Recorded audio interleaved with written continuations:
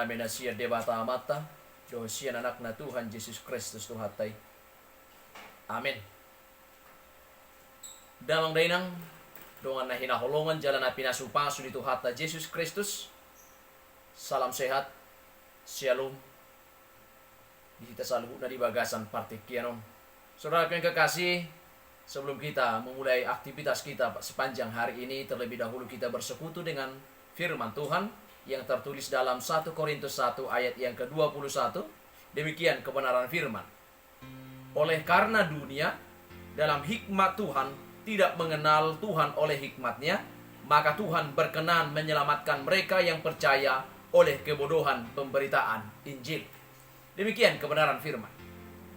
Saudara-saudaraku yang kekasih dan yang diberkati oleh Tuhan kita Yesus Kristus, manusia seringkali merasa lebih pintar dari segala-galanya.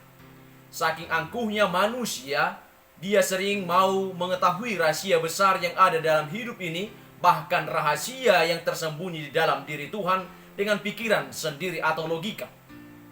Bayangkan betapa bodohnya sebenarnya manusia karena mau membandingkan pikiran yang kecil dengan yang maha besar, yaitu Tuhan. Namun dengan hikmat Tuhan yang begitu bijaksana, maka dia mau rela memperkenalkan dirinya dan membuka rahasia tentang siapa dia sesungguhnya kepada kita semua dalam wujud Yesus Kristus Tuhan kita. Di dalam peruntuhan kota tua Roma ditemukan sebuah coretan dinding atau grafiti yang diyakini berasal dari tahun 2000-an Masehi. Dalam coretan tersebut tertulis Alexamemos atau menyembah Tuhannya. Di dekat tulisan tersebut terdapat gambaran seorang Alexamemos yang sedang menyembah. Yang disembah adalah seorang yang disalib, dan yang tersalib adalah sesosok manusia berkepala keledai, sebuah olok-olok yang cukup umum ditunjukkan kepada seorang pengikut Yesus pada saat itu. Ejekan ini diberikan karena umat Kristen menyembah Allah yang disalib dan mati sebagai kriminal besar, karena pada zaman itu hanya kriminal besar yang dihukum di kayu salib. Tidak heran Marcus Fronto, seorang ahli retorika Roma di abad kedua, menyimpulkan bahwa kekristenan adalah kepercayaan dari orang-orang yang bodoh dan yang mudah untuk ditipu. Apa yang dikatakan oleh Fronto dan coretan dinding yang ditujukan kepada Alexamenos bukanlah hal yang baru. Sebaliknya, ejekan-ejekan tersebut sudah dialami oleh umat Kristen sejak dari abad pertama. Sebagaimana yang dikatakan oleh Rasul Paulus bagi mereka yang tidak percaya di dalam 1 Korintus 1 ayat 18, pemberitaan tentang salib memang adalah kebodohan bagi orang yang mau binasa. Di satu sisi, orang-orang Yahudi diwakili oleh para ahli Taurat dalam ayat 20 meyakini bahwa Sang Mesias akan datang dengan tanda-tanda ajaib. Dan dengan kuasa yang besar ia akan melakukan dan menaklukkan musuh-musuh mereka. Oleh sebab itu, sungguh tidak masuk akal bagi mereka dan bahkan konyol jika Sang Mesias tampak lemah, menderita sengsara dan bahkan mati terbunuh di kayu salib. Simbol dari seorang yang dikutuk. Di sisi lain, orang Yahudi diwakili oleh para orator atau pembantah dari dunia di ayat yang 20 dan para filsuf, pecinta hikmat, meyakini bahwa kebenaran hanya bisa ditemukan dalam tradisi retorika dan filsafat Yunani Romawi. Dan menurut analisa dan standar evaluasi mereka, berita mengenai salib jelas-jelas adalah sebuah kebodohan. Saudara yang kekasih, bisa jadi jemaat di Korintus terintimidasi oleh kondisi tersebut. Pada saat itu filsuf dan orator merupakan orang-orang yang sangat dihormati dan dianggap sangat terpelajar. Jika mereka menyimpulkan berita salib adalah bodoh, bukankah itu membuat orang Kristen terlihat bodoh? Ketinggalan zaman, kampungan dan rawan untuk dibuli. Dalam masyarakat yang sangat menjunjung kehormatan, hal terakhir yang mau mereka hadapi adalah dipermalukan. Saudara yang kekasih, tidaklah lebih baik bagi orang Kristen mula-mula untuk merevisi pengajaran mereka? Jika berita salib adalah hal yang memalukan atau tabu, bukanlah lebih baik disamarkan atau sekalian disembunyikan? Dengan demikian maka ajaran Kristen dan orang Kristen mungkin bisa diterima.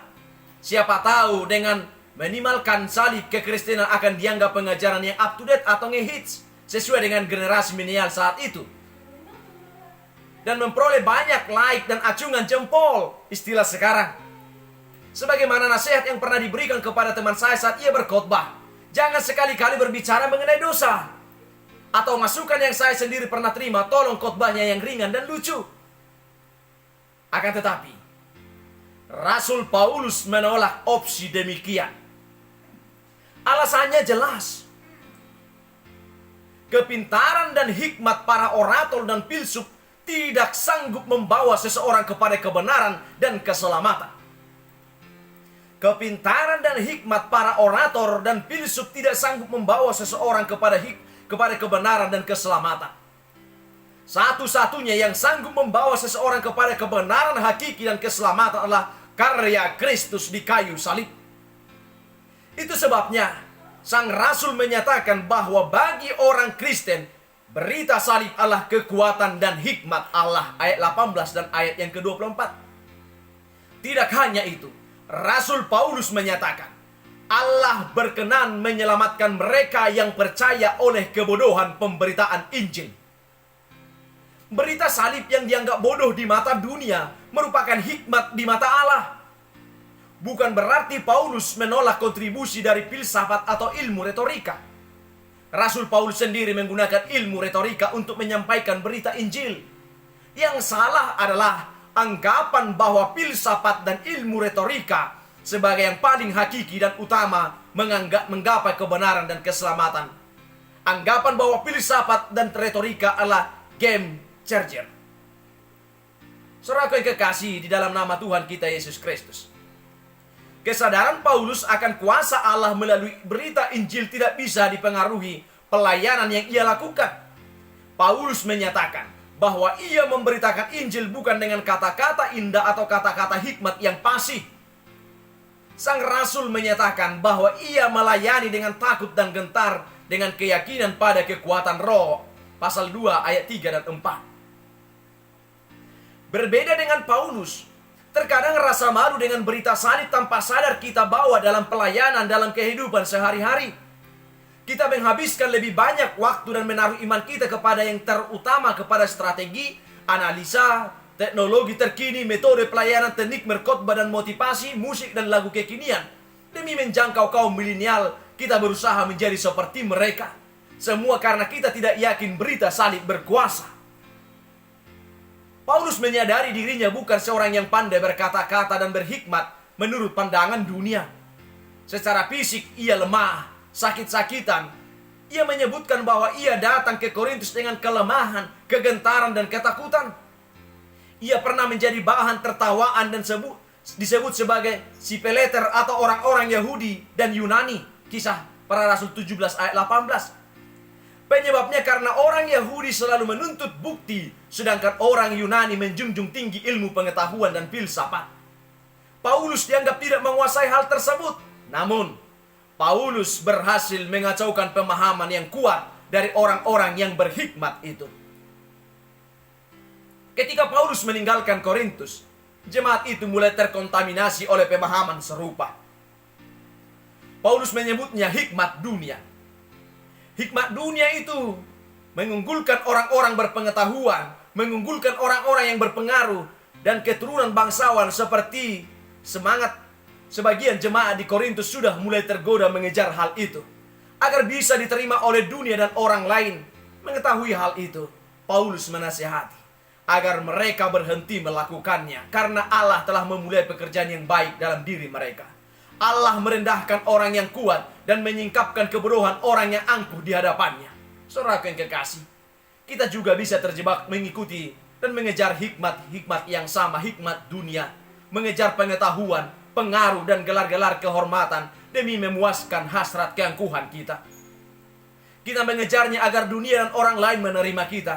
Namun kita harus sadar bahwa bagi Allah yang berlaku justru sebaliknya. Saudaraku yang kekasih, inilah yang sesungguhnya tidak dipahami manusia, sehingga sering menganggap bodoh pemberitaan Injil Kristus yang disampaikan oleh orang-orang percaya. Pikiran mereka tidak mau dibuka, hati mereka tertutup, otak mereka begitu bodoh, dan sikap mereka begitu angkuh untuk dapat menerima karena berita keselamatan disampaikan oleh orang biasa yang dianggap bodoh oleh manusia. Kita tidak dapat mengenal Tuhan dengan mengendalikan pikiran sendiri. Kita tidak dapat mengetahui rahasia pikiran Tuhan yang maha besar dan dengan mengandalkan kepintaran dan logika yang kita miliki. Yang adalah Tuhan yang bijaksana, yang menyatakan rahasia kebesarannya kepada kita semua dalam diri Yesus Kristus. Barang siapa percaya akan selamat dan yang tidak percaya akan binasa. Dianggap bodoh itu alangkah tidak enak. Tapi yang lebih bodoh lagi adalah jika kita menghilangkan dan menyarukan berita salib karena takut dianggap bodoh oleh dunia. Kristus tanpa salib bukanlah Kristus yang sesungguhnya. Kekristenan tanpa salib bukanlah lagi kekristenan.